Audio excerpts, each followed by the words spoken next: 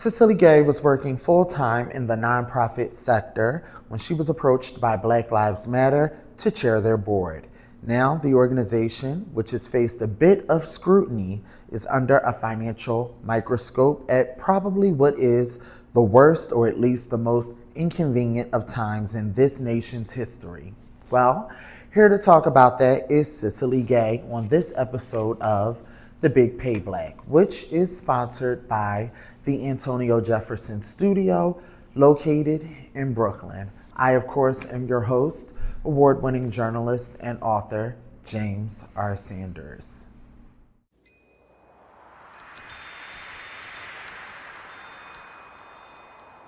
That's you. That's for me, baby. Just make sure you rise above all this madness out here. Mind elevation, man. I'ma get mine. This is the Big PayBLACK. You're an ill nigga. I like your style, son. I was a mother who gave birth to my eldest son when I was in high school. And from that period forward, I recognized the power of community and the necessity for nonprofit organizations and for community organizations to undergird and support people like me. Okay. And so I recognized at that point, and then moving forward as I progressed into adulthood, that I had a lot to give.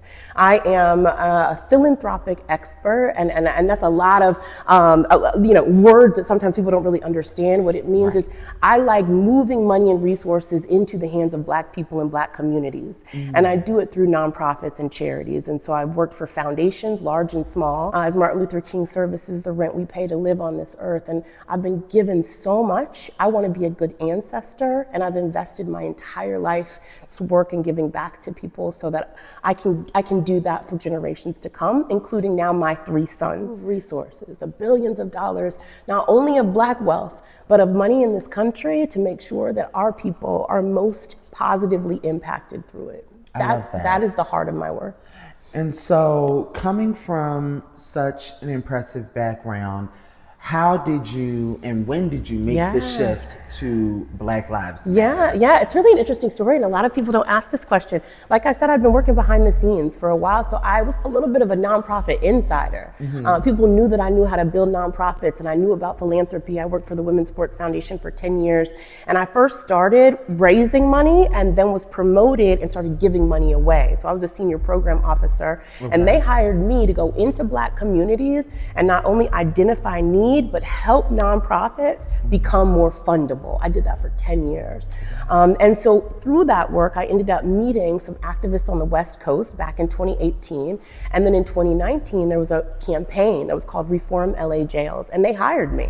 They hired me to run it, and the intention of that campaign, from a communication standpoint through my company, with a lot of other amazing people, but the intention of that campaign was to redirect funding from the prison system to mental health.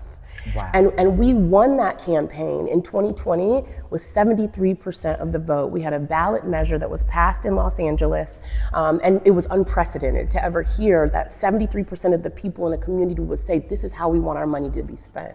And so the activist community in LA got to know me in that way because I worked really hard with our team to pass that legislation.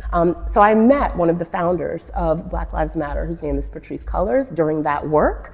And then when it was time to rebuild this organization, my name was on the short list of someone who would potentially be on the board. And so in 2022, I remember getting a call. There was a team of crisis management folks and attorneys, and all the controversy that was happening around BLM at that time. So there was decided that there would be a reset. I got a call, and they came to Atlanta, and they sat down with me, and we had a beautiful conversation over lunch. And I said, why are y'all in Atlanta anyways, where I live? And they said, we're here for you. We're rebuilding BLM, and we want to know if you want to be considered to be on this board. We're here for you. Yeah. Wow. And so I did not posture for it. I did not position for it.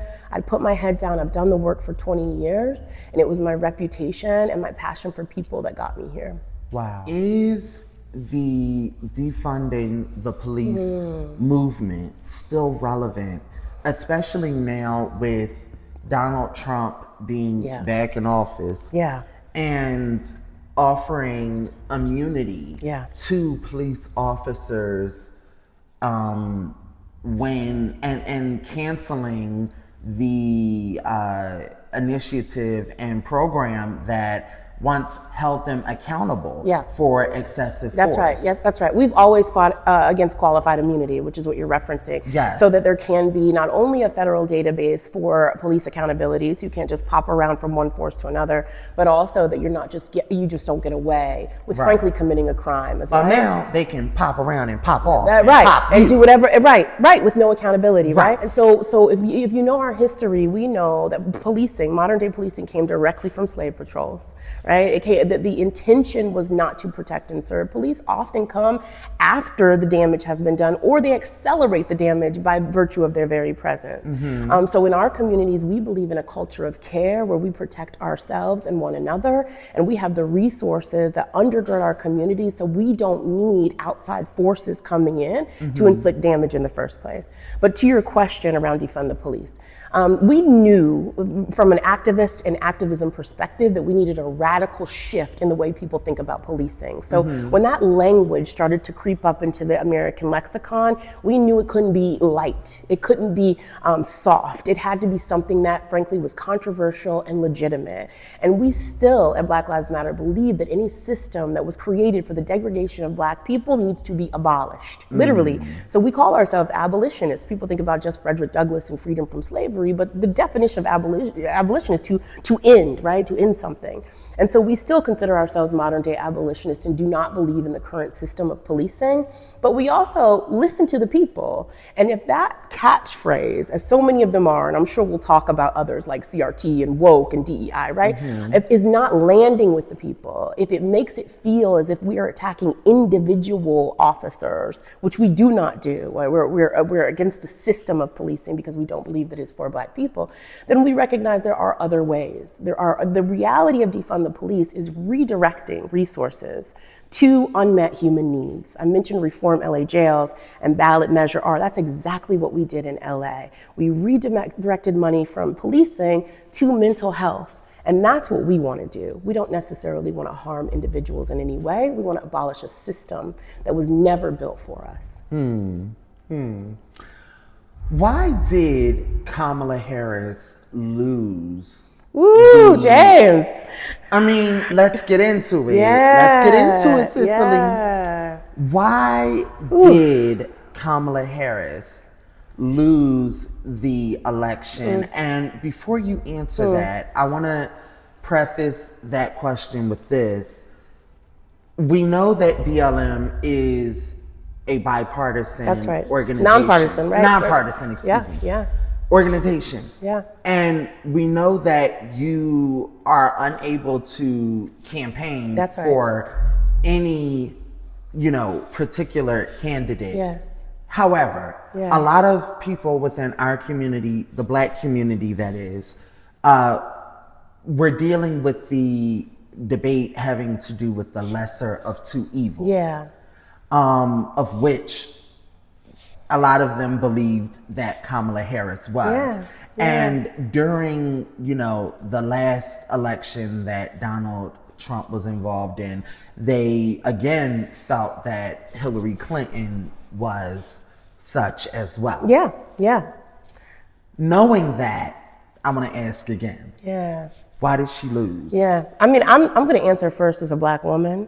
I believe that it was. Which you are. That's first right. That's and right. foremost. That's right.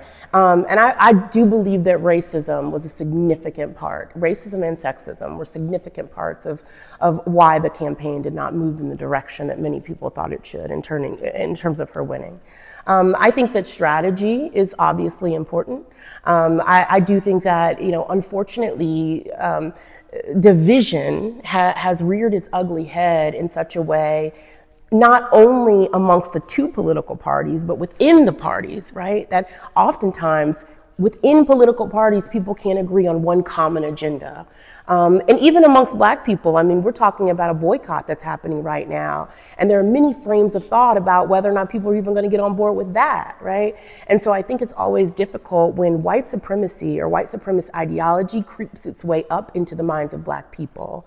And then you have Black folks, many of them who have even attacked BLM and me, who oftentimes are being tools and purveyors of white supremacy and not thinking about the big picture, which is to get the person who is the best qualified or most qualified for the majority of people.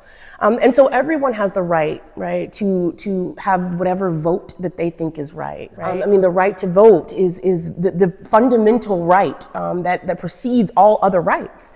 And so I would never tell someone you shouldn't have voted this way, or you shouldn't have voted this way. However, sometimes you've got to use the system to change the system. And sometimes you have to recognize that you may not be choosing the best person for you, but you may be choosing the best person for the majority of us. And those are the consequences that we're starting to see play out with the results of this election. Absolutely. What was the biggest misconception that you think contributed to the outcome of this election? Yeah, I think with our community. Yeah, I mean, I think one of the taglines that worked well from this super conservative movement, frankly, was that Kamala is the top cop, right?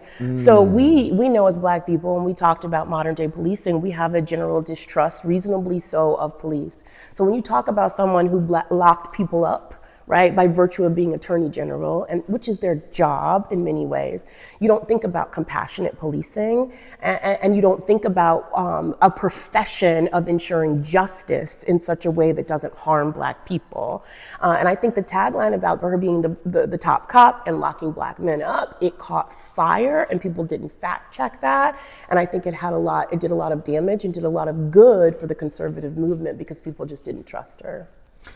Do you think that in terms of education and resources and the lack thereof, oftentimes, now I'm painting with broad strokes, but I'm doing so on purpose, that within our community, there isn't enough in terms of how to fact check? Yeah, I love this question. And then what is BLM doing? I love this question. And what have they done traditionally, specifically to aid in the education where fact checking and how to do so has come into play? Yeah, I love this question because it's impacting my life and my role every single day. We want our information in sound bites, right? We want it in TikTok clips, and I get that. But and BLM started with the hashtag. That's right. And so to be able to leverage and respect the power of collective community going viral, while also holding ourselves accountable to ensure that we don't just believe the misinformation is a delicate dance. But I have personally been victim to misinformation, as has this organization. It floors me how many times I have said, to answer your second part of the question, what is BLM doing? We have a transparency center on blacklivesmatter.com that shows you where all the money has gone. We have exceeded expectations over the course of the last 2 years in terms of distributing resources, doing 2 independent external audits, fighting Attorney General's investigations. I mean, this is what I was doing the first 2 years of me being on the board. And we're going to get into that. Right? And so we have a responsibility for those of us who are public facing and are accountable. As a nonprofit, this is not my money, and I get it. It is not my organization, although I'm the board chairwoman, of telling people publicly what's happening and presenting that information in a way that they can digest it. And so there's a transparency center, for instance, on blacklivesmatter.com/transparency center, where people can read for themselves. And when people come all up in my DMs and say things that are not true, I'm real quick to say, can you open your DMs so I can send you some articles and some links so you can actually do some research for yourself? I know we want it in sound bites, but we've got a responsibility to minimally fact check because there are forces that are trying to ensure that we don't have the truth. I mean, even watching the State of the Union, I saw the Democratic Party who literally had signs, right? And they were fact checking in real time and saying things that is not true that they were holding up. And I say all the time, don't take my word for it. Go online, read the articles, use this as a starting point, but determine for yourself what is true and what is not based on the evidence that exists. We owe it to ourselves and we owe it to our community to do so. Sometimes they say we have to meet people where they are. Yeah. Knowing that, again, I'll ask, what is BLM, an organization that is based in youth culture specifically, traditionally as well, doing to an organization that started primarily, with know, young activists, with young activists, doing to meet people where they are in terms of fact checking and assisting with fact checking, knowing that people are no longer, we're not in the era of, going out and doing a whole research.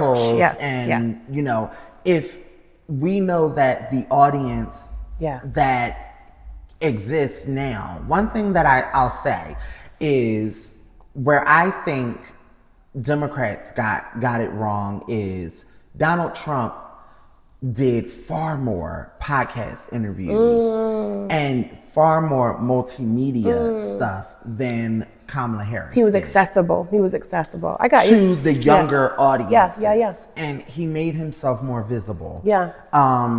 And I think that he understood the meet people where they are quotient of what it was that it took.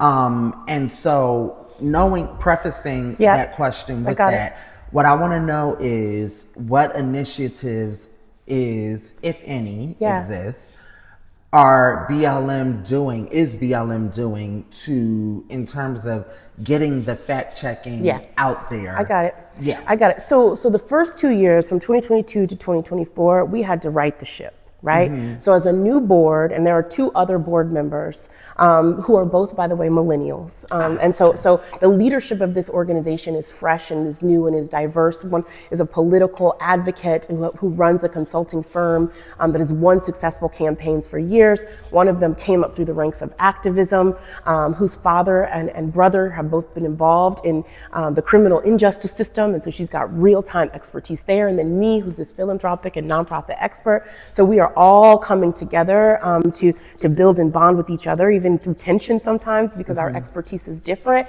to build this thing so it doesn't break and build a diverse, welcoming organization for all groups. And so in that, their voices are very clear that we've got to meet people where they are, right? And I mentioned the Transparency Center. For the first 2 years, we weren't doing many interviews at all, and we've gotten some criticism for that. The reality is we weren't ready. We had to make sure that the books were clean. The organization, before we came on as a new board, had never filed taxes. So $90 million came in from people, and there was no infrastructure to ensure that the IRS wouldn't tear this organization apart. So that became my priority, right? So for the first 2 years. And then the first program, and I'll be completely candid with you, I had no expectation of being public facing. If we think about the NAACP or the Urban League and ask, who is their board chair? Most people can't answer that question. You might be able to ask, who are their spokespeople? Who's their executive director? But who's their board chair? That's a question that usually people cannot answer. So I thought I'd be able to be the fiduciary, work behind the scenes like I'd always done. And the news came out and started attacking me. As a mother without the benefit of a partner, I admit I filed bankruptcy 10 years ago. And that was on the cover of the New York Post because they were trying to tear apart the fabric of this organization by tearing me apart too. Of course. And to be honest, I had $120,000 in debt at that point. 60,000 of it was student loans. Undischargeable student loans. I mean, I still had them after I filed, right? The rest is medical debt in schools. And we do know that Black women often file bankruptcy at higher rates than other groups. And often people who are at the highest place in the land file bankruptcy multiple times and still are able to elevate without this being a black eye on them. But I take responsibility for my life and my experiences, and I disclosed that before I even came on the board. There was a 2-month vetting process after that meeting that I had where they invited me to be on board, where I told them everything. I don't want any more risk. I don't want to bring any more smoke to this organization. They said, we chose you because you have had life experiences that reflect the life experiences of Black people. And with that $60,000 in debt, for student loans, what we decided to do is create a student solidarity fund. And this is to answer your question directly. And so we have a group of student ambassadors from HBCUs. The organization had never partnered with HBCUs before, who in 2022 came to what we call Campus, the Creators House, which is our one property in Los Angeles. And they told us what young people need. And I was so honored. I went to the March on Washington in DC that year, and I was kind of just walking around with the people. And the groups who knew me were all young people. I mentioned I raised 3 sons. All 3 of them are now in their 20s, right? And they listen to me, but they hold me accountable. They are my compass and they are my mirror.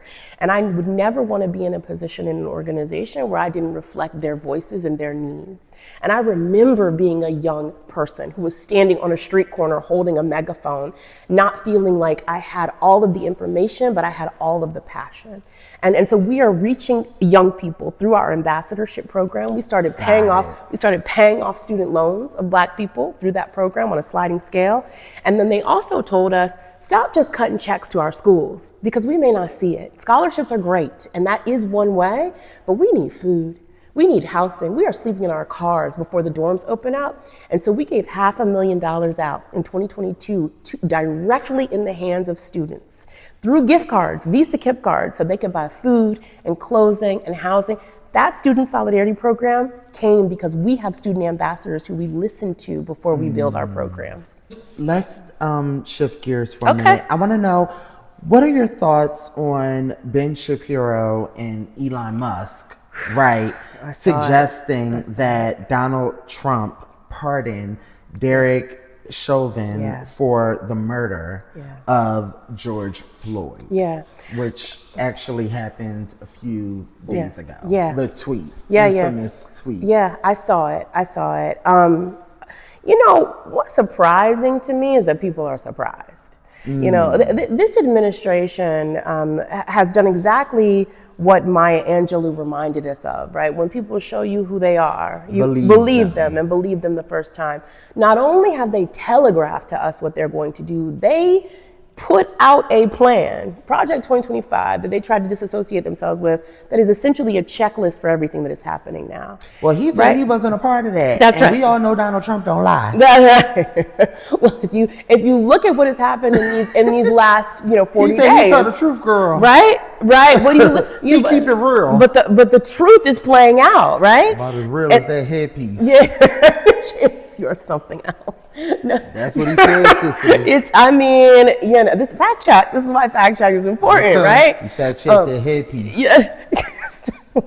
So when that tweet came out, right, we weren't surprised. We did all see it as a team, and we said we can't. It's like playing whack-a-mole, right? You remember that game that we used to play, where if we paid attention to every single thing that they do and say, we would never move our own agenda forward. But right? Cicley, y'all did so much. 27 million. With that, cause y'all was out like Cicley. Y'all wasn't playing. Like BLM, y'all, when I tell you, it made everybody proud to be a part of it because we represented the voice of the people. Y'all was not playing. That's right. And we still hold on to the radical roots of this The organization. way y'all was not. Y'all did not play. It's true. And that is why for us. What's going to happen if that tweet becomes real? You the coin lady. You got your bag, your purse bag. You got your coin purse. Because I'm telling you, what's going to happen if. What are y'all? Because. So we didn't talk about structure and strategy, right? So we are a foundation, and then there are grassroots organizations. Because it starts with a tweet. That's right. That's how BLM started with the tweet. And then you're right, and then it builds. We will continue to do what we are doing, but we will mobilize. They are coming not only after us and our rights, they're coming after the truth of our history. And there seems to be a checklist of all of the things that are making racists happy. And that's the checklist that they're going down. And so when you talk about the pardon, that's literally just to excite their base, right? And to ensure that they continue to drum up energy around the notion of divisiveness. So you don't think he's going to go free? I do not believe. I hope he doesn't go free. I don't know. I can't say in this world what's going to happen. Right. Because we don't know. But what I do believe is we cannot be distracted by what this administration is doing. They want us to be upset. They want us to bite back. And we know, a defense wins games, right? But we still have to ensure that we are keeping our agenda forward. And that's why when you hear anti-DEI or anti-woke, every time there is Black progress, there is white outrage. And that is true with certainly George Floyd, where 27 million people rallied together to say his life mattered and so do mine. And that's why they're coming after all of these monikers. Last night, one of the quotes that I can't get out of my mind that I heard was, for the American people, woke is over. So I wanted to ask you that. How did you feel when you heard that? Because woke became synonymous for Black. Yes. You know? Yes, just like DEI, just like critical race theory, just like BLM, right? Right. So what did that mean to you? Because some people thought it was almost like a declaration of war against Black people. Yes, well, I've been having lots of private conversations with movement leaders because I mean, they say real G's move in silence. I don't think that we have to telegraph every single thing we're doing. Right. And I think sometimes we do ourselves a disservice. If you look back at our ancestry and our history and learn from people, it's against my religion to tell people my business. That's right. I love it. Clear the path. Right? Clear the path. That's right. We don't have to tell people everything we're doing. Right. But a lot of these conversations we're being at war because we feel that we are under attack and possibly at war. In some ways literally, but certainly physically, spiritually, emotionally, politically. We do actually have to figure out how to use strategy to counter what they are doing, right? And I think also it means speaking out. Like if you literally listen to what someone is saying, the American people will no longer be woke, right? Think about the definition of woke, awake, right? Paying attention, viable. He is telling us what he wants. He wants us to sleep. They want us not paying attention. They want us being sheep. And in 10 to 15 to 20 years, can you imagine that quote, right? Being something that our children and children's children saw and thought was okay, right? We have to listen to what they're saying and we have to bite back. We have to say, this is not normal. This is not what we believe and this is not what we stand for. We have to leave no power on the table. We still have the ability to vote. The midterms are going to be more important than ever. People sometimes only pay attention to the presidency, and I know we talked about that, but local judges, local elections, local politicians, raising our voice in our community where that matters, leaving no power on the table means ensuring that we have politicians in office who actually do care about us and won't let that stand. Which brings me to my next question. Now, again, we know that BLM is nonpartisan. Right. Thank you for reminding me of that. Of course. But as a single mother, which you're always going to be, and as a Black woman, I want to get your opinion on the primary elections. And why voting is so important. Can you talk a little bit about that? Taking your chairwoman hat off just for a second and talking about why you're going to be casting your vote and why you, I'm assuming, are encouraging other people to do the same thing. I mean, I mentioned that the right to vote is fundamental to all other rights. And for us, it's paid for in blood. I was going to say, I drink from wells I did not dig. Right? And so it is so important to me, right? It's so important to me that for not only my future and my children, but for my past and the legacy of people like John Lewis. That's why my ancestors. Yes. Whose one of his last photos, I think about it all the time, was him standing on Black Lives Matter Plaza in DC, who actually shed blood at Selma. This happens to be the weekend of the commemoration of Selma and that bridge right now. In the moment that we're talking, I owe it to them because I'm every day drinking. They saw a vision of fruit, right? That they were planting the seeds and they saw that fruit. How dare I take for granted the rights that they have given to me, right? And so it is absolutely imperative, right, that we leverage the opportunities that currently exist, leave no power on the table and vote, but also that we know who's really standing for us. We look down the ballot and ensure that it says, if it says your city council person or your school board chair, some of those budgets that affect your children's lives or families' lives, even when it comes to state-funded programs or allocated programs like Medicaid or health insurance. It's interesting, now that they're cutting Medicaid, a lot of folks in states don't even know that they're on Medicaid because each of the states name it something differently, They do. right?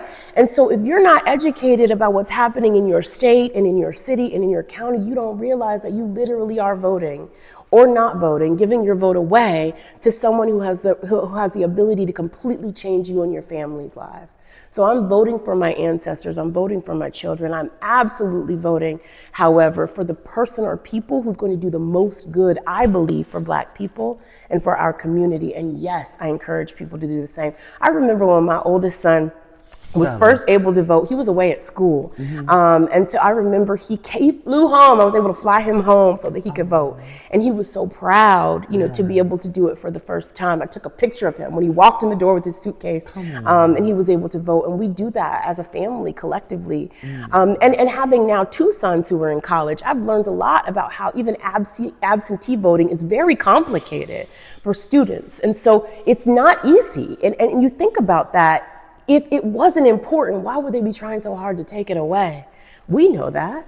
If it wasn't important, if it wasn't powerful, why would they be trying so hard to reallocate the lines where you vote, right? To not be able to give somebody water when they're standing in line to vote. And so yes, voting is important. I'll continue to do it, and I'll encourage people to do the same because, again, we have to leave no power on the table, and we have so much to lose, but so much to gain. So much to lose, but so much to gain. Yeah. As early as the 1950s, J. Edgar Hoover introduced the COINTELPRO initiative, which stood for the Counterintelligence Program, to try and destroy revolutionary organizations, often from the inside out. Yes. He said that the greatest threat to national security was Black unity. That's right. Is BLM dealing with something similar to that now? James, oh my goodness. You gotta go there. Yeah, so when I came on as board chairwoman, I admit that I had been a part of this movement, but I had not been a part of this organization, right? Okay. And so many of us marched without holding a BLM organization flag, but we're absolutely a part of Black Lives Matter, and I consider myself one of those people. However, there are folks who work in community on the grassroots level, and many, I must say, many BLM chapters are doing phenomenal work, phenomenal work. But there are others who don't believe that we need a level of infrastructure or a foundation to fund and fuel movements. They believe they are entitled to this organization, and some of them, to be completely honest with you, have been hell-bent on removing me from this position and also tearing this foundation apart. To the extent that a group of them came and protested at my house, Black people, to my house. I was ready for MAGA. I wasn't ready to look outside, to see, and in fact, I wasn't even there, to tell the truth. My son was there alone, and he FaceTimed me, and and it's still hard to talk about it because I'm still dealing with it, right? Of course. To have your house violated in that way. But I remember he called me in that morning, and I assumed it was right-wing folks, and he said, "Mom, they're Black, what do I do?" I didn't know in that moment whether or not to tell him to call the police, to stay on the phone with me, to videotape. He only had one phone, right? So you're not expecting that. What do you do? And even in that moment, from those grassroots activists, by the way, 2 of them have since changed their tune as they've gotten to know me and see my heart and see my work. Okay. Which is really beautiful, an example of reconciliation. But it wasn't as bad as what happened when 5 police officers showed up to my home because they were called by the neighbors. And I yelled to my son to turn his phone around because he was FaceTiming me so I could tell the police officers that he lived there. So the harm that Black people can bring to ourselves and to our own community is exactly what you're talking about with that program, right? And after that happened, I was in a completely different state. We ended up getting my son out of the house, and are still dealing with it legally and ensuring that not only I am protected, but other movement leaders are protected. We already have enough that is happening from external communities for our own community to be threatening us, which is so hurtful. And I keep trying to rationalize why. And my pastor has told me, Cicley, you spend way too much time trying to figure out why the snake bit you instead of getting away from the snake and getting the poison out. But I still keep trying to say, why would you do that to me? As someone you're supposed to call your sister. Was Elaine Brown who put out a statement on my behalf. The first female chair of the women chair of the Black Panther Party. For self-defense. And when she heard about it, she said, this is exactly what COINTELPRO was. It is exactly what happened to us. How dare you? And the statement's on the internet. She put it on her Facebook. She put it on BLM.com. And she stood for me and was saying, not only does she believe that it's exactly that destruction that you're talking about, we need to stop it. Right? We have too much to fight for. People are literally at the point where they are taking away our rights at every single turn, and we have this internal strife that is exactly what they want. It was Assata Shakur who has this rallying cry, when we fight, we win. When we fight, we win. But I say often when we fight each other, white supremacy wins. Right? And so why is it that we're fighting one another internally when together we are so much greater than the sum of our parts? And for the people who are against me, I say I pity you and I pray for you. But I can't be distracted because you want to be a tool of white supremacy and continue to destroy this organization from the inside out. I have too much work to do. Absolutely. Absolutely. I'm so sorry you went through that. Yeah, it's from our people, it's been hard. It's been hard. Absolutely. Yeah, thank you for that. I would imagine. When it comes to the controversy surrounding, obviously, the misappropriation of the funds having to do with BLM, what would you say was true and what would you say was a lie, knowing that you came on after all of those things happened? Yeah. I would say the piece that caught fire in the media was about the houses, right? Okay. So there was a lot of conversation about property and who owned property. I will preface this comment by saying that I believe that to be Black and own property and land is a revolutionary act. It is. Right? So I will never apologize from Black people legitimately acquiring property and legitimately acquiring land. There are many nonprofit organizations who have buildings and headquarters. It is how we are able to function and operate. However, in 2020, toward the end of the year, when it became public that one of the leaders of Black Lives Matter was purchasing property for herself and for her family from money that did not come from the organization, from her own money, I take responsibility for it even though I wasn't in leadership, purchased a property in Studio City in California. Now, when I came on board and I heard that BLM owns a $6 million house and people are enriching themselves, I read that too. And I said, okay, what's going on with this house? What are we gonna do? And so I went there, not by myself, with security and with lawyers to ensure that I was touring the house and figuring out the original intent of the house. We call it now the Creator's House. James, it has 21 parking spaces. It has a sound stage in the back. We are using it not only for events, we are using it to ensure that we capture our own stories and tell our own stories from the perspective of our own voices. We use it for videotaping TikToks. We use it so that creators can come in. We had a young creator who came and walked around the house and showed people what it was. Not only a place that can be a safe space that has been used for people who need it, a triage safe space, a safety space, but also a space where we can tell and build and create our own stories. It's where we brought those HBCU ambassadors together. We opened it up to an amazing group called Reach LA that actually opened it up to the LGBTQIA community and had a beautiful event there where they had their conference, they celebrated, they danced, and they had a party in the back. That's what it's supposed to be for. And so I think the biggest lie, frankly, is that someone took the BLM money and bought a bunch of property. We own one property, the Creator's House in Los Angeles. I am most proud that we also opened up the Creator's House to have 150 impacted families who came for a day of healing and bonding and building, people whose families had been killed by state-sanctioned violence. And they came together to heal and to grow, and they did so at that property. Right? And so I want people to know nobody lives there. It's a house that is supposed to be the people's house, and we've opened it up, and we have 6 strategic pillars that we're focusing on now with BLM. They are culture and arts, research and education, policy, frontline organizing, and healing justice. And each of the board members have responsibility for ensuring progress under each of those pillars.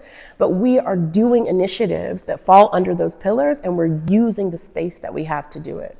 So no one is residing No. at that house? No.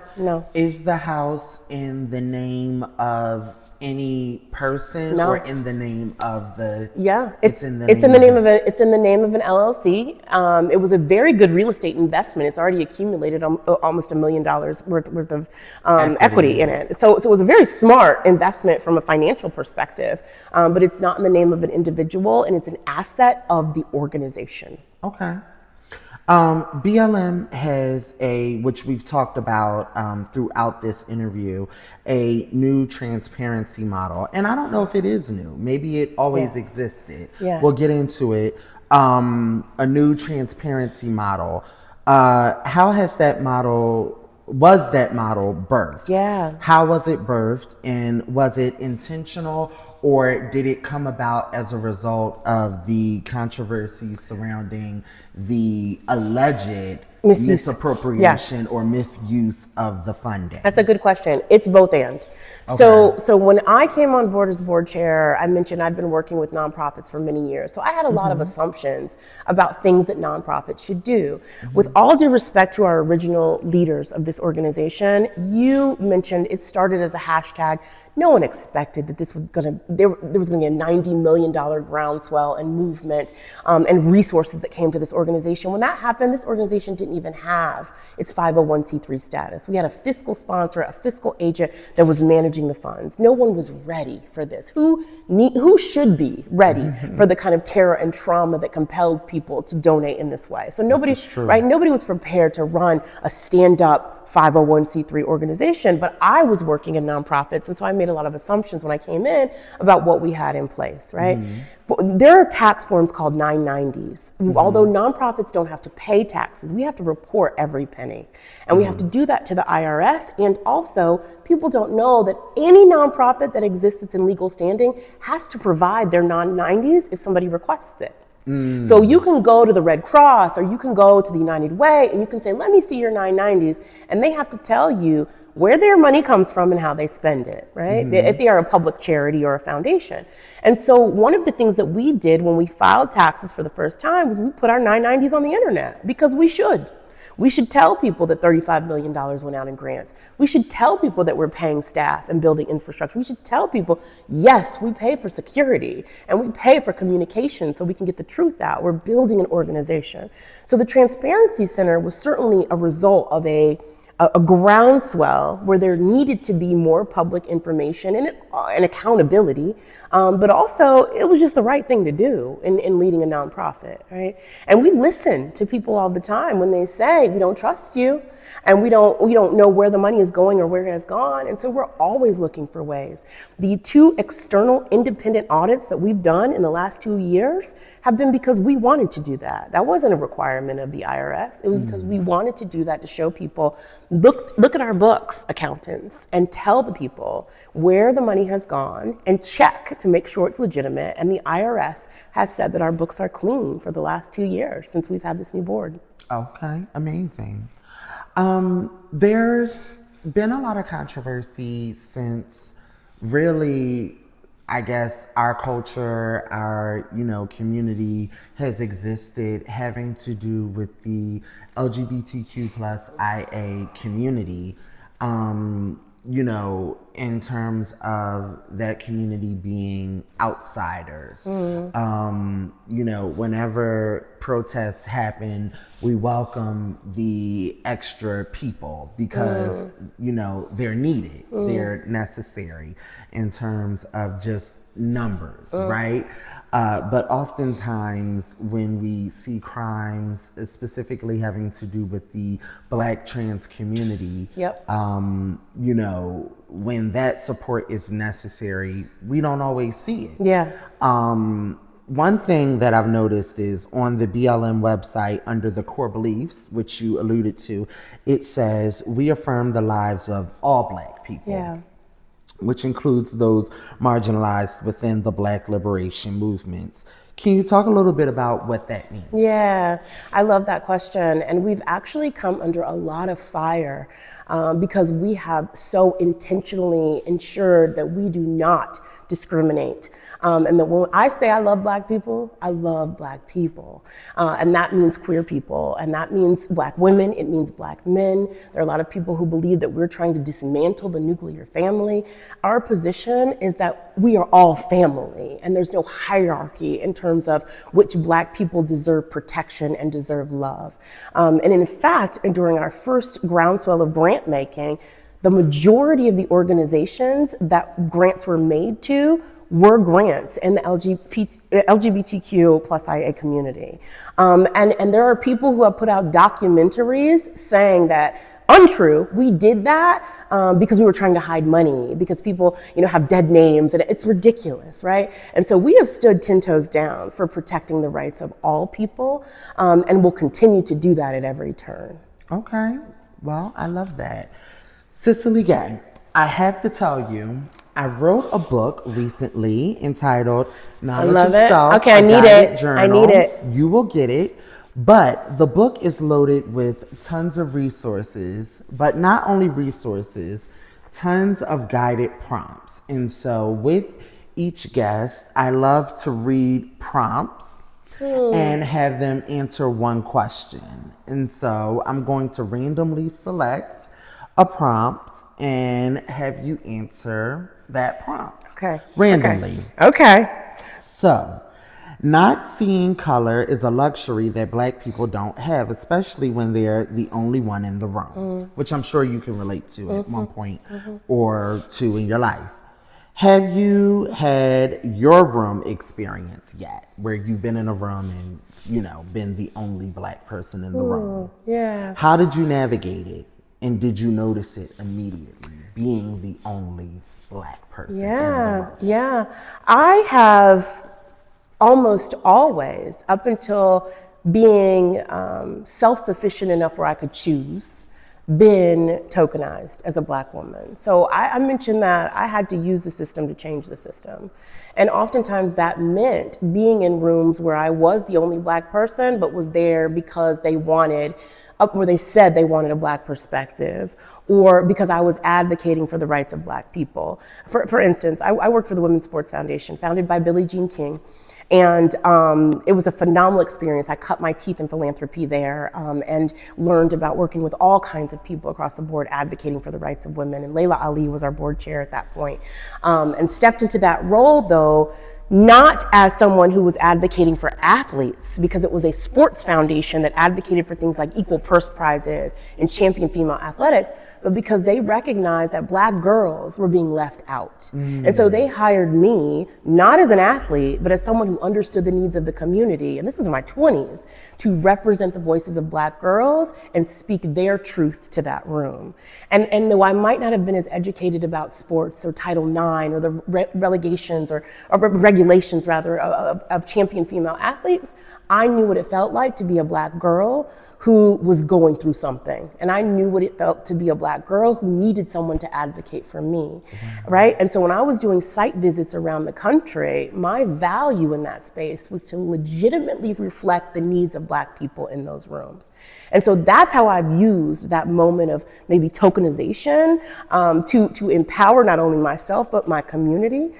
It's not been easy. There have been times where I've been in all white spaces and people will say, well, she only cares about Black people. And I'm like, well, I am the Black expert in the room. I'm the only Black person here. So, right? So by virtue of being the only one, you can choose to listen to me or not, but I'm going to tell you the truth about what I need and what my people need. And it's not easy. There are rooms that I haven't been able to stay in. There have been cultures that I haven't been able to change and I've had to leave. And then there are places and times, like many of us, particularly our brothers and sisters right now who have been working in DEI, and I think about them, some of them who are my friends every single day, because their jobs are at risk and their livelihoods are at risk. And I was one of those people in many spaces because I couldn't speak out because I had to feed my kids, right? And I was afraid of telling the truth because I could therefore be seen a threat and possibly lose my job, right? So I had to elevate personally, professionally, financially, so that I could start my own company and choose the organization spaces I want to work with. And that's what I started doing in 2016 when I started my own philanthropic consulting firm, and then started serving the needs of Black people where I wanted to be, in spaces where I wanted to make an impact, where I didn't have to worry about somebody diminishing or dismissing me and not really listening to me because of who I was. Wow.